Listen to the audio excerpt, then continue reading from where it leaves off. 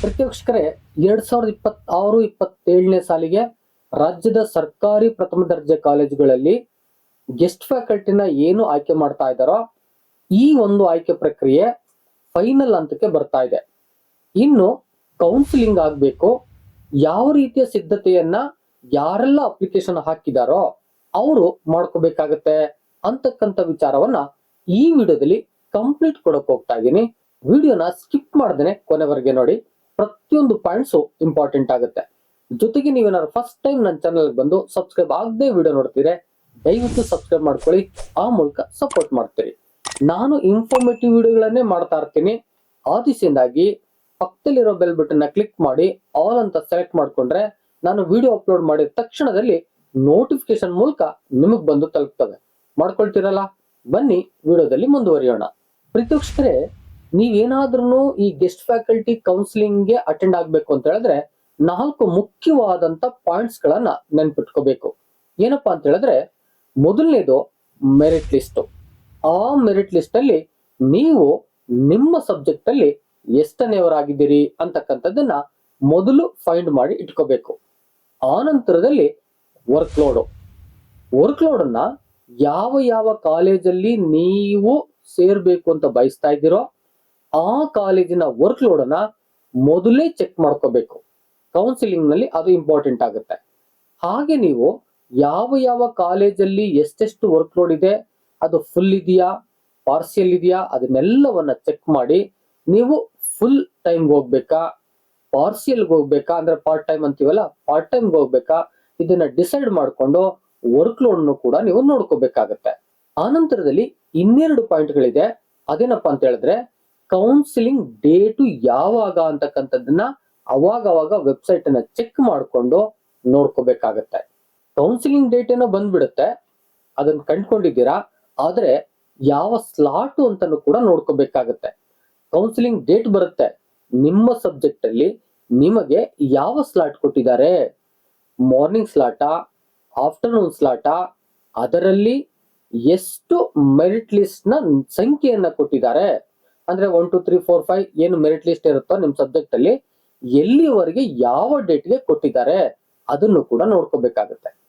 ತುಂಬಾ ವೇಕೆಂಟ್ ಇದ್ರೆ ಆ ಸಂದರ್ಭದಲ್ಲಿ ಗೆಸ್ಟ್ ಫ್ಯಾಕಲ್ಟಿನ ಹೆಚ್ಚು ತುಂಬಬೇಕಾಗತ್ತೆ. ಒಂದೇ ದಿನಕ್ಕೆ ಕೌನ್ಸಿಲಿಂಗ್ ನ ನಡ್ಸೋಕ್ ಆಗೋದಿಲ್ಲ. ಹಾಗೇನ್ ಮಾಡ್ತಾರೆ, ಮೆರಿಟ್ ಲಿಸ್ಟ್ ಅಲ್ಲಿ 1ರಿಂದ 200 ಈ ದಿನಾಂಕದಂದು ಅಂತ ಕೊಡ್ತಾರೆ, ಅಥವಾ 1ರಿಂದ 100 ಮಾರ್ನಿಂಗ್, 101ರಿಂದ 200 ಆಫ್ಟರ್ನೂನ್ ಸ್ಲಾಟ್ ಕೊಡ್ತಾರೆ. ಆದಿಸೆಂದಾಗಿ ಆ ಸ್ಲಾಟ್ ಅನ್ನು ಕೂಡ ನೀವು ನೋಡ್ಕೋಬೇಕಾಗತ್ತೆ. ಈ 4 ಅಂಶಗಳನ್ನ ನೀವು ಕರೆಕ್ಟ್ ಆಗಿ ನೋಡ್ಕೊಂಡ್ರೆ ಆ ನಂತರದಲ್ಲಿ ಹೇಗೆ ಕೌನ್ಸಿಲಿಂಗ್ ಅಟೆಂಡ್ ಮಾಡೋದು ಗೊತ್ತಾಗುತ್ತೆ. ನಿಮ್ಗೆ ಗೊತ್ತಾಗ್ಲಿಲ್ಲ ಅಂತ ಹೇಳಿದ್ರೆ ಇದೇ ವಿಡಿಯೋದಲ್ಲಿ ನಾನು ಅದನ್ನ ಹೇಳಕ್ ಹೋಗ್ತಾ ಇದ್ದೀನಿ. ವಿಡಿಯೋನ ಸ್ಕಿಪ್ ಮಾಡದೆ ಕೊನೆವರೆಗೆ ನೋಡಿ. ಈಗ ನಿಮ್ಗೆ ಮೆರಿಟ್ ಲಿಸ್ಟ್ ಬಂದಿದೆ ಅಂತ ಅನ್ಕೊಳ್ಳಿ, ಜೊತೆಗೆ ವರ್ಕ್ ಲೋಡ್ ಬಂದಿದೆ ಅಂತ ಅನ್ಕೊಳ್ಳಿ. ನೀವೇನ್ ಮಾಡಿದ್ರಿ, ಮೆರಿಟ್ ಲಿಸ್ಟ್ ಅಲ್ಲಿ ನೀವು ನಿಮ್ಮ ಸಬ್ಜೆಕ್ಟ್ ಅಲ್ಲಿ ಎಷ್ಟನೆಯವರು ಅಂತಕ್ಕಂಥ ನೋಟ್ ಮಾಡಿ ಇಟ್ಕೊಂಡ್ರಿ, ಕ್ಲಿಯರ್. ಎರಡನೇದಾಗಿ ವರ್ಕ್ ಲೋಡ್ ಲಿಸ್ಟ್ ಅನ್ನ ನೋಡ್ಕೊಂಡ್ರಿ, ನಿಮ್ಗೆ ಸ್ಥಳೀಯವಾಗಿ ಯಾವ ಯಾವ ಕಾಲೇಜು ಬೇಕಾಗತ್ತೆ ಅಂತಕ್ಕಂಥದ್ದನ್ನ ನೋಟ್ ಮಾಡಿದ್ರಿ. ಆ ಕಾಲೇಜಲ್ಲಿ ಫುಲ್ ಎಷ್ಟು, ಪಾರ್ಸಿಯಲ್ ಎಷ್ಟು, ಇದನ್ನು ಕೂಡ ನೋಟ್ ಮಾಡ್ಕೊಂಡ್ರಿ. ಹಾಗಾದ್ರೆ ನಿಮ್ಗೆ ಮತ್ತೆ ಒಂದು ಕ್ವಶನ್, ಎಷ್ಟು ಕಾಲೇಜ್ನ ನಾವು ಈ ತರ ನೋಟ್ ಮಾಡಿ ಇಟ್ಕೋಬೇಕು, ಅದು ನಿಮಗ್ ಬಿಟ್ಟಿತ್ತು. ನೀವು ಮಿನಿಮಮ್ ಒಂದು 5 ಕಾಲೇಜ್ಗೆ first, second, third, fourth, fifth ಅಂತ ಪ್ರಿಪರೇಷನ್ಸ್ ನ ಕೊಟ್ಕೊಂಡು ಆ ಒಂದು ವರ್ಕ್ ಲೋಡ್ ನ ನೋಟ್ ಮಾಡಿ ಇಟ್ಕೊಂಡ್ರೆ, ಇದರಲ್ಲಿ ಫುಲ್ ಹೋಗಿದ್ರೆ ಫುಲ್ ವರ್ಕ್ ಲೋಡ್ ಇಲ್ಲಿದೆ, ನನಗೆ ಹತ್ರ ಆಗುತ್ತೆ ಅಂತ ನೋಟ್ ಮಾಡಿ ಇಟ್ಕೊಂಡ್ರೆ, ಕೌನ್ಸಿಲಿಂಗ್ ನಲ್ಲಿ ಅನೌನ್ಸ್ ಮಾಡಿದಂತ ಸಂದರ್ಭದಲ್ಲಿ ನೀವು ಈ ಕಾಲೇಜು ನನಗೆ ಬೇಕು, ಫಸ್ಟ್ ಪ್ರಿಫರೆನ್ಸ್ ನನಗೆ ಇದೆ ಅಂತ ಕೇಳ್ಬೇಕಾಗುತ್ತೆ. ಕೇಳಿದಂತ ಸಂದರ್ಭದಲ್ಲಿ ಅವರು ಅಲ್ಲಿ ವರ್ಕ್ ಲೋಡ್ ಇದ್ರೆ, ಯಾರು ಅವರು ಬರೋವರೆಗೆ, ಅಂದ್ರೆ ನಿಮ್ಮ ಒಂದು ಮೆರಿಟ್ ಲಿಸ್ಟ್ ಬರೋವರೆಗೆ ಯಾರು ಆ ಒಂದು ವರ್ಕ್ ಲೋಡ್ ಅನ್ನ ಕಂಪ್ಲೀಟ್ ಮಾಡ್ಕೊಂಡಿಲ್ಲ ಅಂದ್ರೆ, ಅದು 1 ಪೋಸ್ಟ್, 2 ಪೋಸ್ಟ್, 3 ಈ ತರ ಎಲ್ಲ ಇರುತ್ತೆ. ಕೆಲವು ಕಡೆ ಒಂದೇ ಇರುತ್ತೆ, ಕೆಲವು ಕಡೆ ಇನ್ನೂ ಪಾರ್ಟ್ ಟೈಮೇ ಇರುತ್ತೆ, ಒಂದು 8 ಗಂಟೆ 10 ಗಂಟೆ ಈ ತರನೇ ಇರುತ್ತೆ. ಹಾಗೆ ನೀವೇನಾದ್ರೂ ಆ ಕಾಲೇಜನ್ನ ಸೆಲೆಕ್ಟ್ ಮಾಡ್ಕೊಳ್ಳೋಕೆ ಹೋಗ್ತಾ ಇದ್ದೀರಿ ಅಂತ ಹೇಳಿದ್ರೆ, ನಿಮಗಿಂತ ಹಿಂದೆ ಮೆರಿಟ್ ಲಿಸ್ಟ್ ಅಲ್ಲಿ ಮೇಲಿದ್ದವರು ಆ ಕಾಲೇಜನ್ನ ತಗೊಂಡಿಲ್ಲ ಅಂತ ಹೇಳಿದ್ರೆ ನಿಮ್ಗೆ ಚಾನ್ಸು.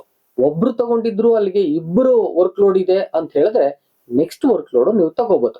ಎಲ್ಲ ಕಂಪ್ಲೀಟ್ ಆಗಿದೆ ಅಂದ್ರೆ ಕೌನ್ಸಿಲಿಂಗ್ ನವರು ಹೇಳ್ತಾರೆ ಅಲ್ಲಿ ಯಾವುದೇ ಖಾಲಿ ಇಲ್ಲ, ನೀವು ಬೇರೆ ಕಾಲೇಜಿನ ಚೂಸ್ ಮಾಡಿ ಅಂತ ಹೇಳ್ತಾರೆ. ಆಗ ತಕ್ಷಣ ನೀವು ಎರಡನೇ ಪ್ರಿಫರೆನ್ಸ್ ಕೊಟ್ಟಿದ್ದೀರಲ್ಲ ಅದನ್ನ ಮೆನ್ಷನ್ ಮಾಡಿ ಹೇಳ್ಬೋದು.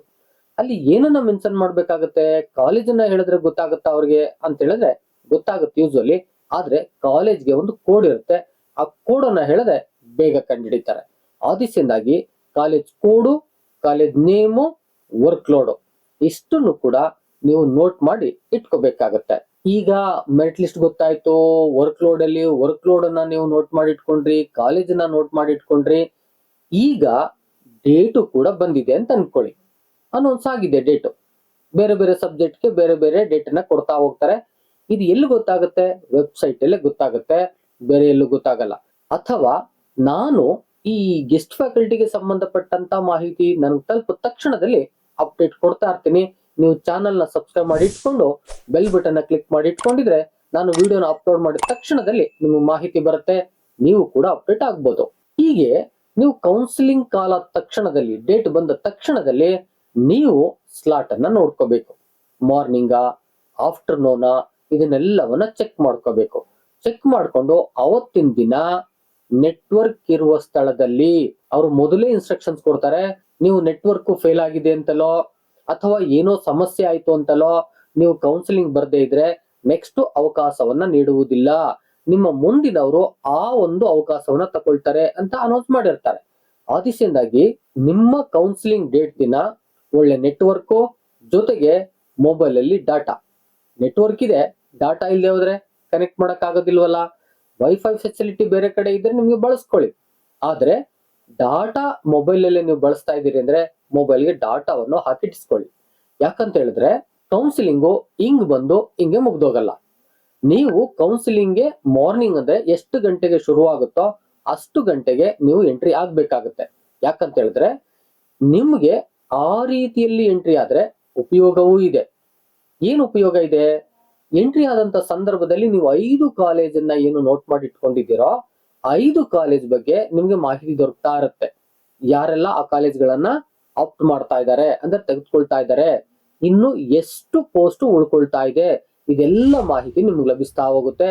ಜೊತೆಗೆ ನೀವು ಯಾವುದೋ ನೆಟ್ವರ್ಕ್ ಸಮಸ್ಯೆಯಿಂದಲೋ ಅಥವಾ ಲಾಗಿನ್ ಆಗೋಕ್ ಆಗ್ತಾ ಇಲ್ಲ ಅದಕ್ಕೆ ಅಂತಕ್ಕಂತ ಒಂದು ಸಮಸ್ಯೆಯಿಂದಲೋ ಬಳಲಿ ಅವಕಾಶವನ್ನ ಕಳ್ಕೊಳ್ಳೋದು ತಪ್ಪುತ್ತೆ.